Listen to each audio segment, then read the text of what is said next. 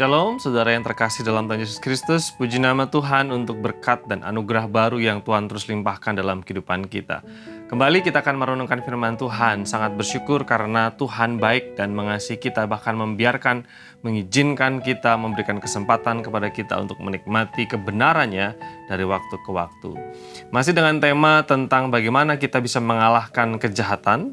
Beberapa waktu lalu saya mengajak jemaat untuk memikirkan tentang bagaimana kita mengampuni. Mengapa kita mengampuni? Alasannya adalah karena kita adalah anak Bapa yang harus memiliki karakter seperti Bapa. Lalu kemudian alasan kedua adalah karena kita sudah terlebih dahulu diampuni. Lalu kemudian pertanyaan berikutnya adalah bagaimana caranya supaya kita bisa punya hati yang mengampuni dan bermurah hati. Satu firman Tuhan dari Roma pasal yang ke-12 ayat 19 berkata seperti ini. Saudara-saudaraku yang kekasih, janganlah kamu sendiri menuntut pembalasan, tetapi berilah tempat kepada murka Allah, sebab ada tertulis pembalasan itu adalah hakku.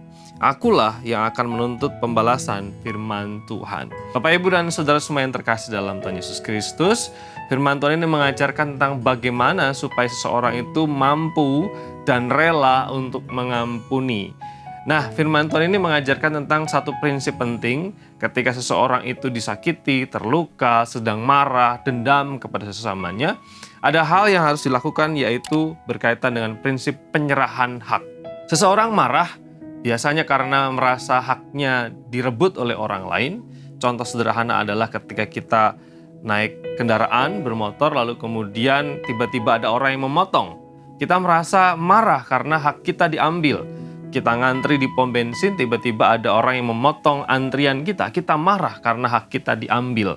Lalu kemudian kecenderungan yang umum adalah kita ingin membalas. Kita ingin melakukan hal yang sama sebagaimana kita telah diperlakukan dengan tidak baik. Bapak, Ibu, dan saudara yang terkasih dalam Tuhan Yesus Kristus, firman Tuhan mengajarkan tentang bagaimana ketika kita diperlakukan tidak baik.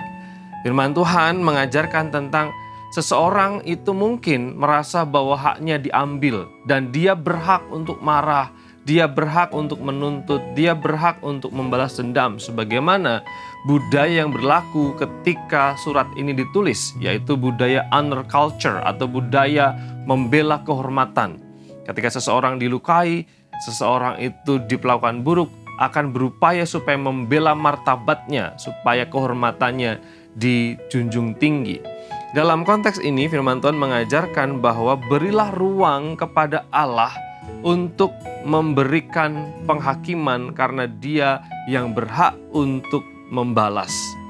Maksudnya adalah hak yang mungkin kita pegang selama ini, kita harus serahkan kepada Allah, merelakan supaya Allah yang berperkara, menyatakan keadilan, sedangkan kita sendiri kita tidak perlu membalas dan meyakini bahwa Allah akan mengerjakan apa yang adil. Tugas kita adalah mengampuni, melepaskan hak kita dan membiarkan Allah bekerja sesuai dengan kehendak dan rencananya. Bapak, Ibu, dan saudara yang terkasih dalam Tuhan Yesus Kristus, firman Tuhan ini mengajarkan kepada kita supaya setiap kita belajar untuk menyerahkan proses keadilan itu sambil belajar hidup benar. Dengan berserah, dengan menyerahkan kepada Allah, satu, isi hati kita atau beban hidup kita akan lebih ringan karena kita percaya ada Allah yang akan bertindak dengan adil sesuai dengan cara dan kehendaknya, sehingga kita tidak perlu mengejar keadilan sesuai dengan cara kita sendiri. Dengan demikian, kita akan ditolong untuk hidup lebih dewasa, mengampuni, dan kita hidup lebih ringan di hadapan Allah dengan damai sejahtera. Mari kita berdoa, Bapak Ibu.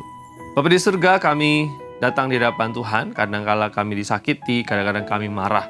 Tapi prinsip firman Tuhan ini mengajarkan supaya kami memiliki kebesaran hati untuk menyerahkan hak kami kepada Tuhan.